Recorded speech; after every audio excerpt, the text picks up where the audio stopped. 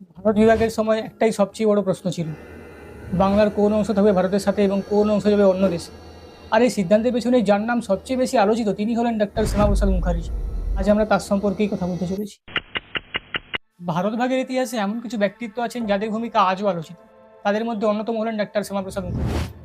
অনেকের মতে 1947 সালে দেশভাগের সময় বাংলার ভবিষ্যৎ নির্ধারণে তাঁর রাজনৈতিক ভূমিকা অনস্বীকার্য। আজকের এই ডকুমেন্টারিতে আমরা জানবো একজন মেধাবী ছাত্র কিভাবে ধীরে ধীরে একজন প্রভাবশালী রাজনৈতিক নেতায় পরিণত হয়েছে। 1901 সালের 6 জুলাই ব্রিটিশ ভারতের কলকাতার ভবানীপুরেই তার জন্ম হয়। তাঁর পিতা ছিলেন একজন বিখ্যাত শিক্ষাবিদ ও বিচারপতি, যিনি বাংলার বাঘ নামে পরিচিত ছিলেন। তিনি আর কেউ নন, আমাদের আশুতোষ মুখোপাধ্যায়। আপনারা হয়তো এনার নাম শুনে থাকবেন না, এটা স্বাভাবিক ব্যাপার, আমাদের ইতিহাস বইয়ে এনার নাম কখনো উল্লেখ করা হয়নি। যাই হোক, তারপর শুরু তার শিক্ষা জীবন।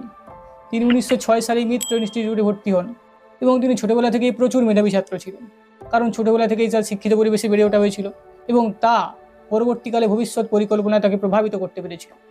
ম্যাট্রিকুলেশন পাস করার পর তিনি ভর্তি হন প্রেসিডেন্সি কলেজে। এরপর কলেজ জীবনে তিনি ইংরেজিতে স্নাতক ডিগ্রি অর্জন করেন এবং বাংলা ভাষা ও সাহিত্যে গভীরভাবে আগ্রহ নিয়ে তিনি ক্যালকাটা ইউনিভার্সিটিতে এমএ করেন এবং ফার্স্ট ক্লাসে উত্তীর্ণ হন। এরপর 1924 সালে তিনি আইন নিয়ে এলএলবি করেন এবং একই বছরে তিনি ক্যালকাটা হাইকোর্টে আইনজীবী হিসাবে কাজ শুরু করেন। এবং সেই একই বছরে তার পিতা ডক্টর আশুতোষ মুখোপাধ্যায় মারা যান। কিন্তু এই ব্যক্তিগত আঘাত সত্ত্বেও তিনি এগিয়ে যান।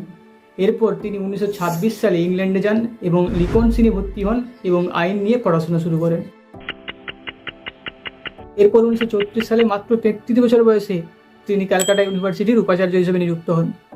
তিনি ছিলেন সেই সময়কার অন্যতম সর্বকনিষ্ঠ উপাচার্য এবং তিনি 1934 থেকে 1938 পর্যন্ত ক্যালকাটা ইউনিভার্সিটির উপাচার্যের দায়িত্ব পালন করেন। এবং তার সময়ে বিশ্বকবি রবীন্দ্রনাথ ঠাকুর প্রথমবার বাংলা ভাষায় ক্যালকাটা ইউনিভার্সিটির বাংলায় ভাষণ দেন এবং যা ছিল বাংলা ভাষার ইতিহাসে এক অন্যতম ঐতিহাসিক ঘটনা। এরপর 1938 সালে কলকাতা বিশ্ববিদ্যালয়ের পক্ষ থেকে তাকে ডিলিট উপাধি দেওয়া হয় এবং পরবর্তীকালে ভারতের বিশ্ববিদ্যালয়ের সংগঠনের সভাপতির দায়িত্বও তিনি পালন করেছিলেন। এরপর 1941-42 সালে তিনি জাতীয় পর্যায়ে শিক্ষাক্ষেত্রে নেতৃত্ব দিয়েছিলেন। তার রাজনীতিতে প্রবেশ হয়েছিল 1929 সালে। 1929 সালে তিনি ইন্ডিয়ান ন্যাশনাল কংগ্রেসের সমর্থিত প্রার্থী হিসেবে বঙ্গীয় আইন পরিষদে নির্বাচিত হন এবং এই ঘটনার সাথেই তার রাজনৈতিক জীবনের সূচনা হয়েছিল। এরপর ধীরে ধীরে তিনি সক্রিয় রাজনীতিতে প্রবেশ করেন এবং ভারতের ভবিষ্যৎ রাজনৈতিক আলোচনায় তিনি এক গুরুত্বপূর্ণ ভূমিকা নিতে শুরু করেন।